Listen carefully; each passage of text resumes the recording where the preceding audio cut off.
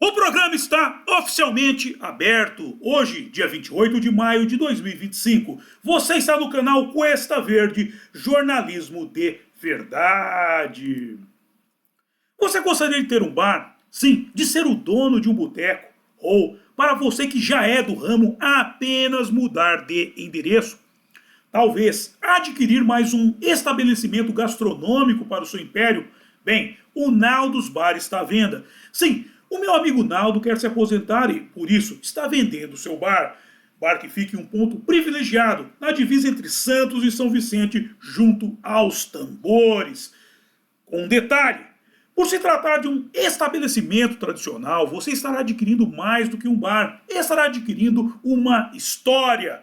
Logo, entre em contato com o Cuesta que eu faço o meio de campo entre você e o Naldo, ou vá diretamente lá, sendo que o contato do Cuesta e o endereço do Naldos Bar estão na descrição. É isso aí, gente. Ontem eu estive lá, tomando uma geladinha, batendo um papo com os meus amigos, e eu comi um pastel. O Naldo faz um pastel muito gostoso de carne com vinagrete. Ele põe pimentão no vinagrete. Nossa, ó, fazia de mocó. É, velho. Vamos aproveitar. Livro de oração em mãos. Quem não tiver, mãos em posição de prece e muito respeito. Que respeito é bom e a divindade gosta. Página 70. Oração ao Senhor. Ó Senhor, é o cantare, fonte de todas as luzes, de todas as forças, de todas as sabedorias, de todos os amores. Dai-nos a luz, dai-nos a força, dai-nos a sabedoria, dai-nos o amor. Ó Senhor nosso Pai, protegei a terra, planeta do amor. Protegei-nos de todos os males. Dai-nos o futuro. Ó Senhor, muito obrigado por nos dar a luz. Agradecemos de coração.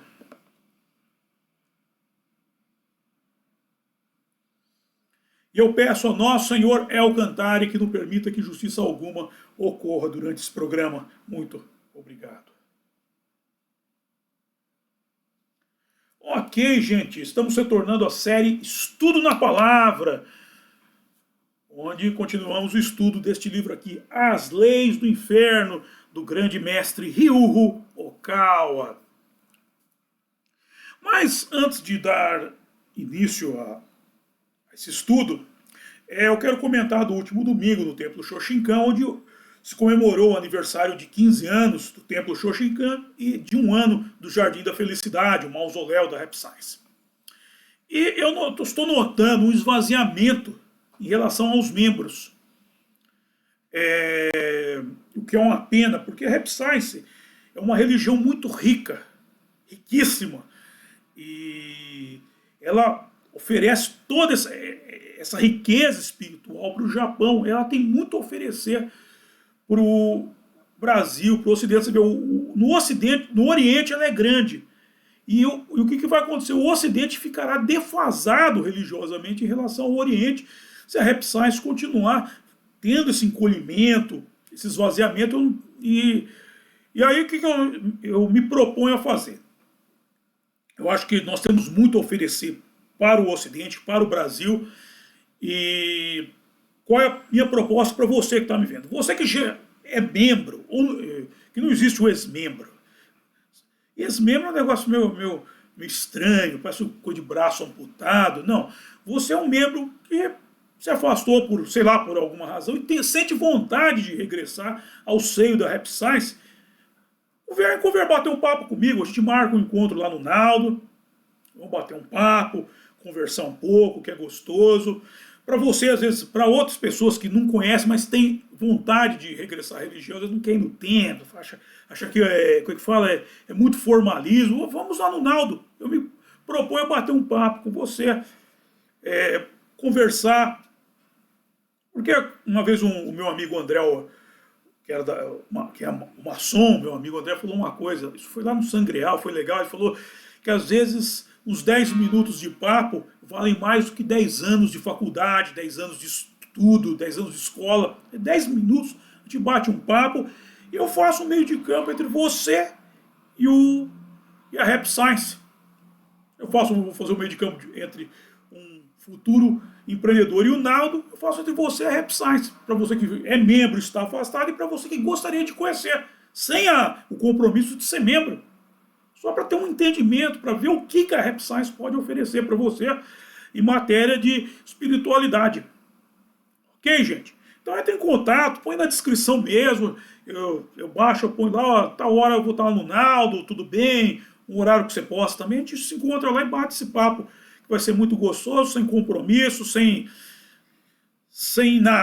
encheção do saco. Só um papo gostoso, tomando uma birita, uma geladinha, né? Tomando uma geladinha, e lá a gente faz esse meio de campo entre você e a RapScience. Ok, gente? Dito isto, vamos para o estudo na palavra, de volta às leis do inferno.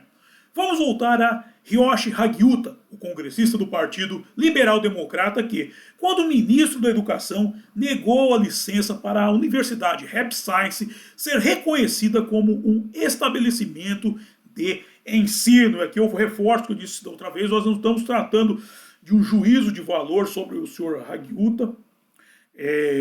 Não se trata de um assassinato de reputação, se trata de entender as razões que levaram esse homem a tomar tal decisão contra um estabelecimento de ensino tão importante como a Universidade RapScience, tão rico e tão importante, com muitos intelectuais japoneses, que é a elite japonesa lá no Japão, elite intelectual. Ao contrário do Brasil, que eles acham que tudo é dinheiro, não. Elite é elite intelectual. Se o cara tem dinheiro ou não é outra coisa. O cara tem que ter cuca. Isso que é considerado uma elite no Japão. Vamos lá. Todavia, constem as leis do inferno que Hagiuta escreveu um livro sobre Rousseau, o qual, como já disse, não encontrei.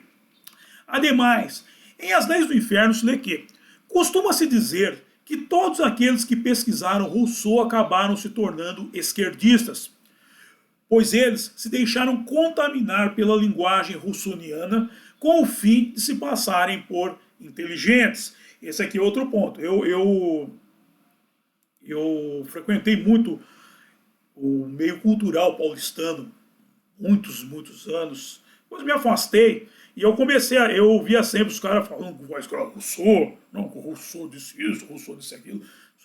Não tem a menor ideia do que é Rousseau e do que ele pregava. Eles falam que é um negócio assim, sabe?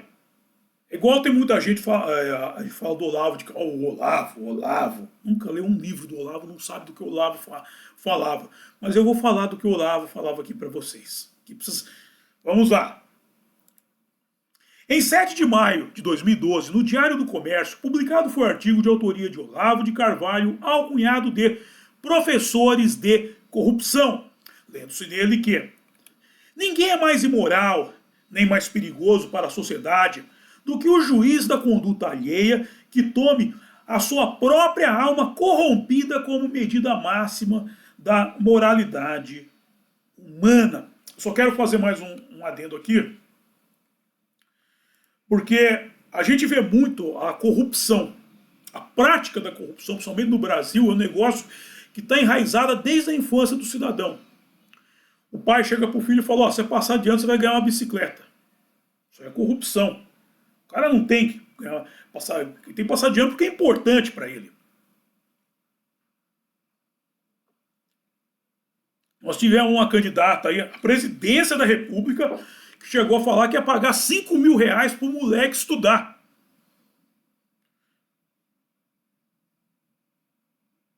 Não. Sabe, é uma falta de senso de proporção absurda. Você precisa pagar, o cara precisa receber dinheiro para fazer uma coisa que é benéfica para ele, que ele deveria ir atrás por conta própria. Não, o que é isso? É corrupção. Eles apostam sempre no pior do cidadão. Teve no candidato aqui em São Paulo, para prefeito, também falou que ia fazer, o que é? Para o pessoal reciclar lixa, prêmios culturais, vouchers para a pessoa. Sabe, cara, se é importante, a pessoa vai fazer. Agora não, nós vivemos uma sociedade calcada na corrupção. É a corrupção da alma. Ah, se você for uma pessoa boa, você vai para o céu. Se for ruim, não, você tem que ser uma pessoa boa porque é o certo. Você tem que evitar de ser ruim porque ser ruim é errado. É equilíbrio e desequilíbrio, meu. A gente tem que parar com essa visão, essa corrupção, essa coisa de corromper as pessoas. Corrupção corrupção é romper o coração. Romper o coração é o impulso que a pessoa tem.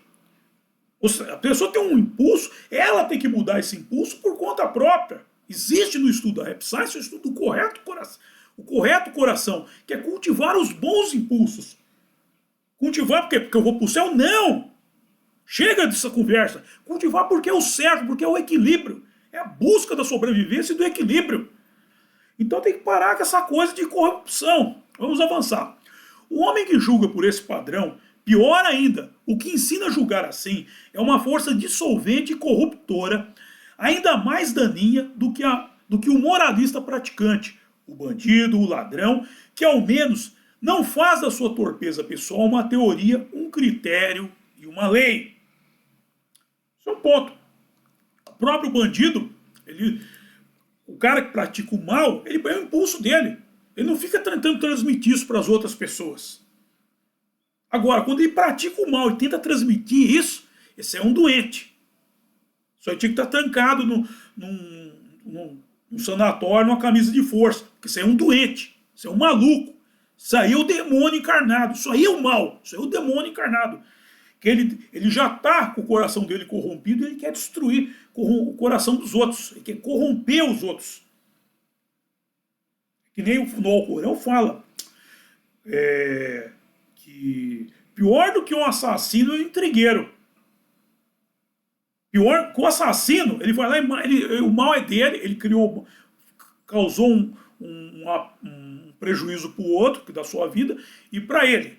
Agora, o intrigueiro, ele leva uma pessoa que não tem nada a ver com a ação, corromper o seu coração e macular a alma de outra pessoa. Pior do que o assassino é o intrigueiro. E é o que esses caras fazem. Vamos lá. Tudo por quê? De volta ao texto do Olavo, tudo por quê? Jean-Jacques Rousseau, que abandonou os filhos no orfanato, mentia mais que um cabo eleitoral, ia regularmente para a cama com as mulheres e seus benfeitores e ainda saía falando mal deles. Jurava que em toda a Europa não havia ninguém melhor do que ele. E, quando falava de suas altas qualidades morais, derramava lágrimas de comoção. O cara era um bandido, meu. O cara era um bandido, velho. O cara aí teve 5 filhos. Ele pôs os 5 filhos no orfanato. Eu fui atrás desses filhos, ver se existia algum. Claro, eles devem ter mudado de nome, sumiram. Filho que quer ter pacto com um pai desse? Quer distância do demônio desse? E esse é o cara que escreve livros de educação. Depois nós vamos falar desses livros num outro programa, mais à parte. Porque eu quero tratar, a gente tem que tratar da conduta do cara aqui, ó. Jean-Jacques Rousseau, que abandonou os filhos no orfanato, 5 filhos, mentia mais que um cabo eleitoral, ia regularmente para a cama com as mulheres, os benfeitores, sujeitinho bom, e ainda saía falando mal dos caras, comia a mulher dos caras e saía falando mal ainda. Veio ter gratidão, hein? O cara gostar de ser corno. Jurava que em toda a Europa não havia ninguém melhor que ele. Quando falava de suas altas qualidades morais, derramava lágrimas de comoção. Parece um ladrão que a gente tem. Eu sou desse país. Não, o cara fala dele mesmo na terceira pessoa, como se ele fosse um ser maravilhoso. Tem gente que vai atrás. Vamos lá. Voltando às leis do inferno, muitos admiradores de Rousseau desenvolveram teorias educacionais próprias com base nas dele. Mas, antes de mais nada, acho que um homem que teve 5 filhos e não assumiu responsabilidade por educá-los e cuidar deles, chegando a colocá-los num orfanato, não está qualificado a ensinar a respeito de educação, muito menos quem segue a orientação dele. Como, por exemplo, há uma escola que tem o mesmo nome deste infeliz e que, na sua apresentação, coloca o professor como mediador e não como mestre. Ou seja, para essa gente, o professor não tem a função de formar um cidadão, e sim deixar que o sujeito se desenvolva, de preferência, sem colocar fogo na escola. Se desenvolva o quê? Ele começa a crescer tudo torto. O método dessa gente, a gente tem que entender sempre que Paulo Freire segue isso, o método do Paulo Freire.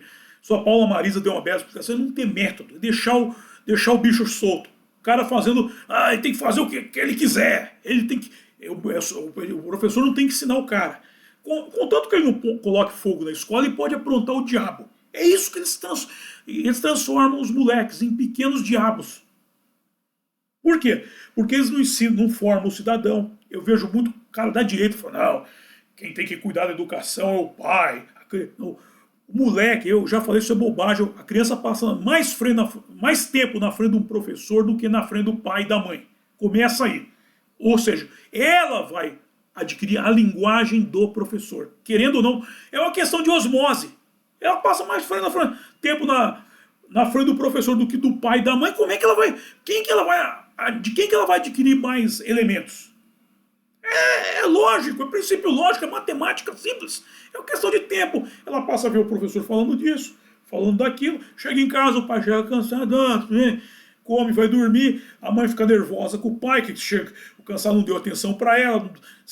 Ou seja, o relacionamento doméstico ele é muito deficitário. E na escola, a criança vai estar no local certo. Lá ela vê um soldado para ser formado por gente que já teve a mente manipulada e o coração corrompido por Rousseau. Eu vou entrar mais nisso mais para frente. Por isso que é muito importante, a gente tem que tomar é importante tomar cuidado com essa coisa de ídolos, pessoas que a gente segue. Até a Igreja Católica usa o termo muito idolatria, só que eles usam errado. Eles não sabem o que é idolatria. A questão de idolatria, de ídolos, é normal você ter referências, pessoas que você gosta, que fazem coisas do seu interesse. Por exemplo, eu gosto muito do Olavo de Carvalho, gosto muito mesmo. E o Olavo era um cara muito interessante, um professor, um mestre, fumava muito, tudo. Mas é importante a gente tomar muito cuidado com as pessoas que nós estamos seguindo. E ver se existe um equilíbrio entre o que ela diz e o que ela faz. Se não tem disparidade aí. É aqui que a gente sabe se a pessoa está com o coração rompido ou não. Se o coração dela foi corrompido ou não, é aqui. Quando você põe nos pratos da balança o argumento e a ação. Então a gente tem que tomar muito cuidado. Muitos ídolos que as pessoas têm é natural. O próprio rock. O rock foi um termo que foi utilizado pela Escola de Frankfurt. Eles foram atrás do rock com as teorias do Adorno, que é usar a cultura de massa para manipular as pessoas. Criaram ídolos do rock, pessoas totalmente desqualificadas para ser um ídolo da juventude. Porque as pessoas vão atrás, ainda mais de gente errada. Principalmente a molecada que quer estar aprendendo as coisas, eles incentivam muito o aspecto niilista da coisa. Então o cara prefere adorar um músico aí que vive drogado, chapado, é o sonho dele. Tem uma cena até do Simpsons com o Bart, Imagina o Futuro. Eles fizeram uma imitação do Axl Rose, ele no chão todo bêbado, vomitado. Lá, e pô, que legal, meu. Se você pegar um ídolo do rock, um cara que tem família, filhos, o pessoal não quer. Tem mulher, sabe? Não, eles querem a questão niilista, e isso é incentivado pela cultura de massa. Infelizmente, isso é muito incentivado. É deturpado, e não é só no rock, em todas as esferas. E na questão política também. Eu vejo os caras aí adorando, os caras da política, que se você for pegar a vida do cara e fazer argumento e ação, o cara não vale com o gato em terra, como diria o grande Siqueira Júnior. Então, a gente tem que tomar muito cuidado com as pessoas que a gente admira. Algumas pessoas têm atos heróicos, atos interessantes que chamam a atenção e na prática não são exemplo para porra nenhuma. E às vezes esses atos deles são o quê? Ferramenta para entrar no coração da pessoa, para corromper o coração da pessoa. Como no caso de Rousseau.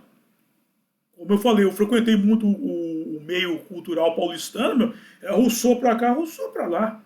Você vai falar, não, o cara é o símbolo educacional, não sei o quê. O cara teve 5 filhos, cara. Não tinha apego emocional pelo filho de ninguém. Como é que ele vai ter apego pelo filho? Pelo seu filho, pelo meu filho? Como é que vai ter apego pelo filho dos outros? E apego que eu falo é no quê? Na educação. Na questão da educação. Como médico, eu lembro muito do... Antigamente o pessoal falava, quando começou a ter essa questão antitabagista, era até eu ver na rádio CBN, era o Gilberto Dimenstein, morreu já, antes dele virar o Gilberto Dilma-Stein. O Gilberto Dimenstein, o Gilberto Dimenstein, antes dele virar Roberto Dilma-Stein. Ele fazia boas reportagens na CBN, ele falando da pessoa ir consultar um médico, e o médico sobre questão do pulmão, e o médico está lá fumando. Falou, como é que um cara desse vai te aconselhar? Por mais certo que ele esteja na teoria dele, você vê que ele não leva a teoria dele a sério. É a história do padre que não tem fé, do tatuador que não tem tatuagem. É o argumento e a ação. E o mesmo se dá no campo da educação. Como é que um cara que nem o Rousseau pode educar alguém, sendo que quem ele tinha que prezar, que eram os filhos dele, 5, ele não teve apego nenhum por eles. Não teve, jogou fora como se fosse lixo. A criação, gente que carregava o sangue dele, gente que carregava a fisionomia dele, ele e a mulher dele, que é outra safada, também ele vivia com uma safada aí que foi jogando os filhos fora. Então a questão educacional brasileira está muito fraca porque as pessoas se pegam, principalmente professores, por pessoas totalmente desqualificadas, como Rousseau, Gilberto Freire, Rousseau, Gilberto Freire e muitos outros. E muitos outros. Muitos outros. Infelizmente, os pais tinham que ter mais amor pelos filhos. E amor que eu falo, tem um monte de cara me xingando aqui, é saber quem vai ser o professor do seu filho, em que escola você vai pôr o seu filho e quem vai dar aula para ele. Essa pessoa que perguntar para esse professor, que livros você leu, quem que é pessoas que você admira, quem que é o seu mentor? O cara começa a falar de Gilberto Freire, Rousseau, meu, você pega o seu moleque pela mão e vai embora. Mano. Ok? Dito isto, eu encerro o programa de hoje. Agora o texto de hoje. Agora vamos para a hora de passar o chapéu, que é a hora que eu mais gosto, é a hora que vocês mais gostam também, que é a hora em que eu ganho uma graninha. A famosa hora de passar o chapéu, hein, gente? Vamos que vamos, ó. Bem, na descrição do programa eu estou disponibilizando os métodos de arrecadação de fundo por via direta e via indireta. Por via indireta, os meus livros aqui, A Máquina da Verdade. Nesse livro, Menino Veste Azul e Menina Veste Rosa. Pode dar pra molecada, que eu sou bem influenciado. Olha, tá. Isso aqui que escreveu, este autor aqui tem boas influências. Eu cito várias. Olavo de Carvalho, Mestre Ryo Hokawa, o Alborguete, quem mais? Stephen King, Stephen Hawking. Ó, gente, pode ver, gente que tem família, todo pai de família, gente boa. Fico citando drogado, não. Até os caras que eram chegados num pó aí que eu cito, que são os meus ídolos do rock.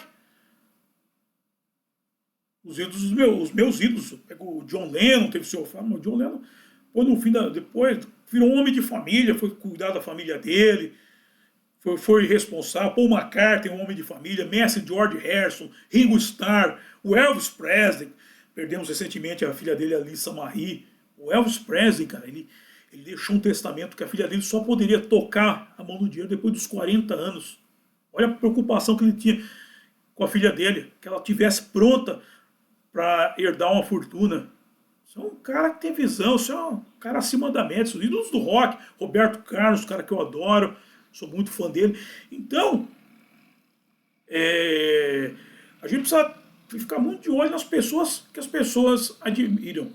As pessoas que os outros admiram, pessoas com as quais nós temos a questão de identificação, de gostar do trabalho que a pessoa faz, de atos heróicos que a pessoa tem. Vamos lá. Bem, na sequência, tem o meu livro aqui, A Saga de Kid Winchester. Ó, gente, mês que vem, Dia dos Namorados. Ó, esse livro aí eu já estou anunciando aí nas redes sociais, que é o livro para o casal ler juntinho na cama, hein? Olha que experiência gostosa. Você comprar um livro, você já fez uma coisa dessa? O casal juntinho na cama, assim, lendo. Já leu, vira a página, vamos lá. Já leu, vira. Só que legal, essa experiência, meu. Bacana, hein? Vamos lá. Na sequência, tem o curso Fundamentos do Exorcismo, e aí temos métodos de arrecadação de fundo por via direta, que é o apoia-se do meu blog O Mochileiro Místico, o Pix, para você já mandar. Força aí, gente, que estão precisando. E o PayPal para os seguidores do estrangeiro. Ó, nós estamos fazendo muito sucesso, ó, em cidades. Eu estou gostando muito do resultado. Nós estamos tendo audiência muito alta em Moscou, primeiramente, com esse primeiro lugar em Moscou, São Paulo e Brasília. Em Brasília nós estamos sendo assistidos. Que bacana, gente. E esse pessoal, pô, Brasília, São Paulo, foco do dinheiro, cara. Esses são os caras que podem mais ajudar o Cuesta, pô. Lembre-se, investindo no Cuesta, você está investindo no Brasil, na sociedade brasileira. Bem, aí tem o link da boutique do Cuesta para você comprar sua beca de conservador para as próximas manifestações. Ao link do Com Letras de Mateus, meu álbum de rock em parceria com Renato Pop. E aí o contato do Cuesta para você mandar suas dúvidas, sugestões de pauta e coisa e tal. Bem, na sequência temos o grupo do Cuesta no Facebook, o link, no X, o Pravda Conservador, e no WhatsApp. Por fim, Naldos para o ponto de encontro dos acólitos, o endereço do Naldos. Você passar lá, conhecer o bar, ou conhecer a comida do Naldo. Olha, meu, vamos lá. E por fim, atenção, Denilson. Denilson, todos os carros. QSA, Denilson. Atenção, sábado, próximo evento, os 50 anos do Empório Laura Aguiar. No sábado, dia 31 de maio de 2025, às 6 horas da tarde, às 18 horas.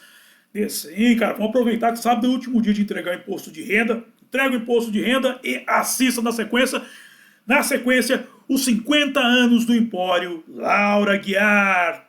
Dito isto, quero agradecer a todos vocês que me acompanharam e até a próxima. Bye!